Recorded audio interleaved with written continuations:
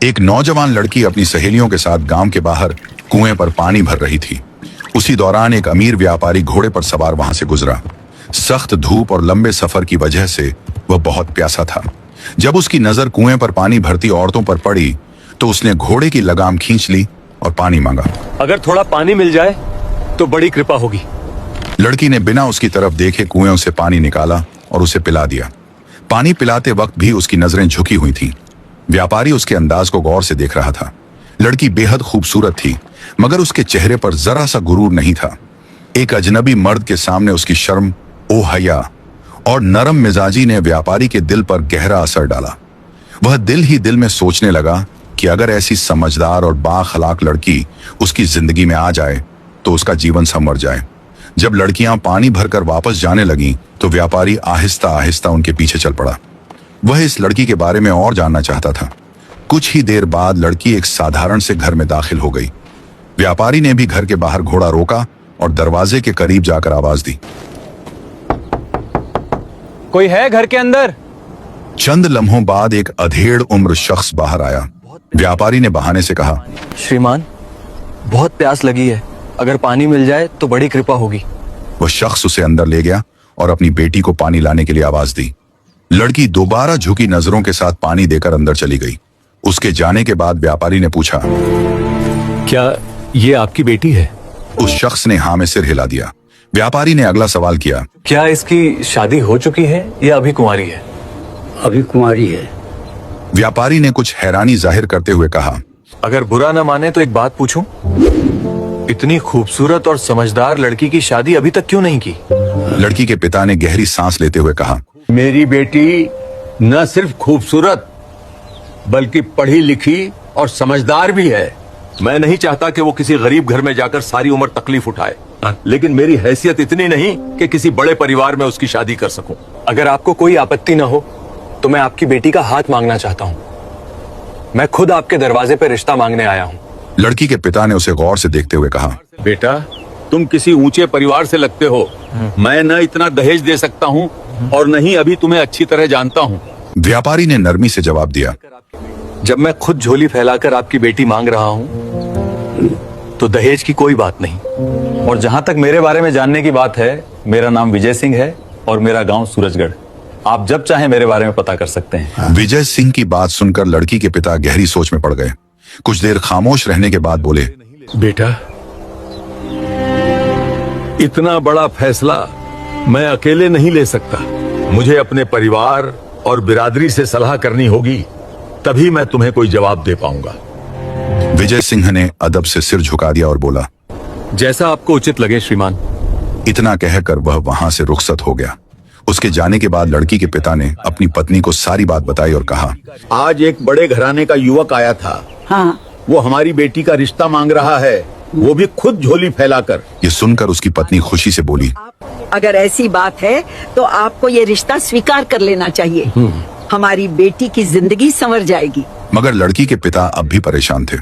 उन्होंने कहा, वो किसी बड़े परिवार से है, कल को कोई ऐसी बात न हो जाए कि हमें शर्मिंदा होना पड़े। हाँ। इसलिए मैं ये फैसला बिरादरी से सलाह के बाद ही लूंगा। शाम होते ही परिवार और बिरादरी के लोग जमा हुए तो उसने सबके सामने पूरी बात रख दी। सबने एक ही मशवरा दिया, जब वो खुद इज्जत से तुम्हारी बेटी को मांग रहा है तो इनकार की कोई वजह नहीं। ऐसा शख्स तुम्हारी बेटी को कभी दुख नहीं देगा।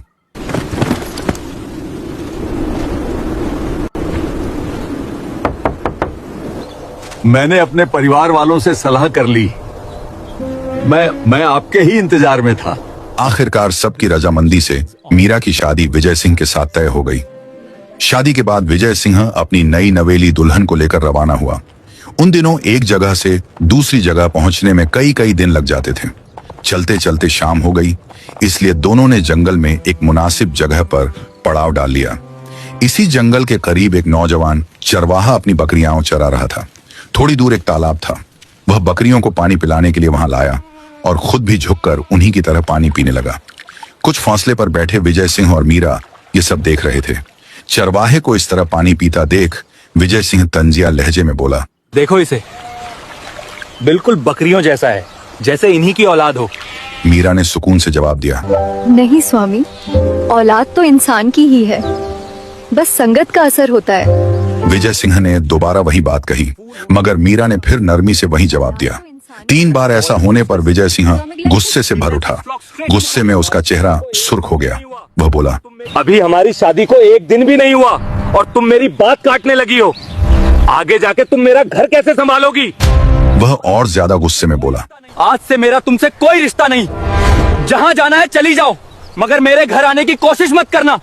अगर कभी मेरे सामने आई तो याद रखना, मेरी तलवार और तुम्हारा सिर होगा। अपने गुरूर में अंधा विजय सिंह मीरा को जंगल में अकेला छोड़कर घोड़े पर सवार हुआ और वहां से चला गया। मीरा पर जैसे गमों का पहाड़ टूट पड़ा। सब कुछ इतनी जल्दी हुआ कि वह समझ ही न सकी आखिर उसके साथ यह क्या हो गया। वह फूट फूट कर रोने लगी। उसके दर्द भरे रोने की आवाज जब करीब बकरियां चरा रहे नौजवान ने सुनी तो वह हैरानी से उसके पास आया और उसके रोने की वजह पूछने लगा। मीरा ने दिल ही दिल में सोच लिया था कि अब वह अपने पिता के घर वापस नहीं जाएगी। आखिर वह किस मुंह से अपने घर वालों और गांव वालों को यह सब बताती। चरवाहे ने दोबारा नरमी से उससे रोने की वजह पूछी। दरअसल जब वह बकरियों के साथ तालाब से पानी पी रहा था तब उसे यह मालूम ही नहीं था कि कुछ फसले पर बैठे मीरा और उसका पति उसी के बारे में बात कर रहे थे। इसीलिए जब उसने जंगल के बीच एक नई दुल्हन को इस हाल में रोते देखा तो वह हैरान रह गया। तो मीरा ने खामोशी से एक फैसला कर लिया। उसने सोच लिया कि एक दिन वह अपने गुरूर में डूबे पति को सबक जरूर सिखाएगी, अगरचे उसका रास्ता आसान नहीं था। जब इस सादा दिल चरवाहे ने तीसरी बार वजह पूछी, आखिरकार उसने आंसू पोंछते हुए कहा, आज ही मेरी शादी एक ऐसे व्यक्ति से हुई थी जो घमंड में अंधा था। वो मुझे इस सुनसान जंगल में अकेला छोड़ के चला गया। चरवाहे को पूरी बात तो समझ नहीं आई, मगर उसने और सवाल नहीं किए। वह बोला, अगर तुम्हारा अब कोई सहारा नहीं तो मेरे साथ मेरे घर चलो। आज से तुम मेरी धर्म बहन हो और मैं तुम्हारा भाई। उसकी बात सुनकर मीरा को कुछ सुकून मिला। दुखों की मारी उसके पास और कोई रास्ता भी नहीं था, इसलिए वह उसके साथ चल दी। चरवाहे का नाम अर्जुन था। इस दुनिया में उसकी एक बूढ़ी माँ के सिवा कोई नहीं था। जब अर्जुन दुल्हन के लिबास में मलबूस मीरा को अपने घर लेकर पहुंचा तो उसकी माँ हैरान रह गई। वह कुछ कहती उससे पहले ही अर्जुन ने जंगल की सारी बात उसे बता दी और बोला, माँ, आज से ये भी हमारे साथ रहेगी। बूढ़ी औरत पहले तो परेशान हुई। वह सोचने लगी कि न जाने यह कौन है और कैसी होगी। तब मीरा अदब से बोली, माँ जी, मैं समझ सकती हूँ कि एक अनजान औरत को घर में जगह देना आसान नहीं, मगर विश्वास कीजिए मैं आपको कभी शर्मिंदा नहीं करूँगी। आखिरकार बुढ़िया ने अपने बेटे और मीरा की बात मान ली। मीरा बहुत समझदार और तालीम याफ्ता लड़की थी। अगरचे बुढ़िया ने उसे मजबूरी में घर में रहने दिया था, मगर मीरा दिल से उसे अपनी माँ और अर्जुन को अपना भाई मान चुकी थी। सबसे पहले उसने अर्जुन को ढंग से बात करना, लोगों से पेश आना और दुनियादारी सिखाना शुरू की। आहिस्ता आहिस्ता अर्जुन के रहन सहन, बात करने के अंदाज और समझ में बहुत बदलाव आने लगा। जब मीरा को यकीन हो गया कि अर्जुन अब पहले जैसा सादा चरवाहा नहीं रहा तो उसने एक दिन कहा, भाई, अब अपनी सारी बकरियां बेच दो। इतने वक्त में बुढ़िया को भी मीरा पर पूरा भरोसा हो चुका था।